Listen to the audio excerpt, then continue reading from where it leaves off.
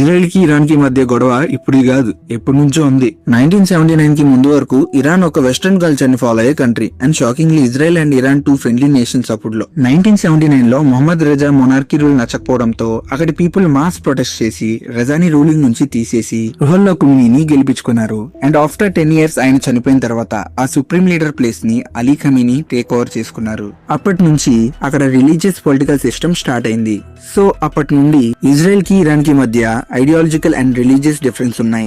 But వాళ్ళు ఇన్ని రోజులు డైరెక్ట్ గా వార్ చేసుకోకపోయినా ఇద్దరు వాళ్ళకి ఉన్న శత్రు దేశాలతో మరియు ఆర్మ్డ్ గ్రూప్స్ తో చేయగలిపి ఇండైరెక్ట్ వార్స్ చేసుకున్నాయి. అండ్ 2025 లో ఇరాన్ లో కొన్ని న్యూక్లియర్ కి సంబంధించిన మూమెంట్స్ ని గుర్తించిన ఇజ్రాయెల్ ఇదేదో తేడాగా ఉందని చెప్పి న్యూక్లియర్ బేసెస్ మీద మిసైల్స్ అండ్ డ్రోన్స్ తో ఫస్ట్ డైరెక్ట్ అటాక్ చేసింది. అండ్ వెంటనే ఇరాన్ కూడా కౌంటర్ అటాక్ చేసింది. మళ్ళీ ఇద్దరు కామ్ అయిపోయారు.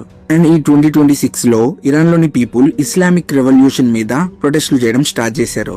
అండ్ ఆ ప్రొటెస్ట్ లో థౌజండ్స్ ఆఫ్ ప్రొటెస్టర్స్ ని ఇరాన్ సెక్యూరిటీ ఫోర్సెస్ చంపేశారు. అప్పుడే సీన్ లోకి అమెరికా ఎంటర్ అయ్యి కొన్ని న్యూక్లియర్ లిమిటేషన్స్ మీద పీస్ టాక్స్ చేసింది. బట్ సక్సెస్ అవ్వలేదు. ఇంకా అమెరికా ఇజ్రాయెల్ తో కలిసి అఫీషియల్ గా వార్ లోకి ఎంటర్ అయ్యి Feb 28న సుప్రీం లీడర్ అలీ ఖమీనీని చంపేశారు. ఇంకా ఆ వార్ అలాగే సాగుతుంది.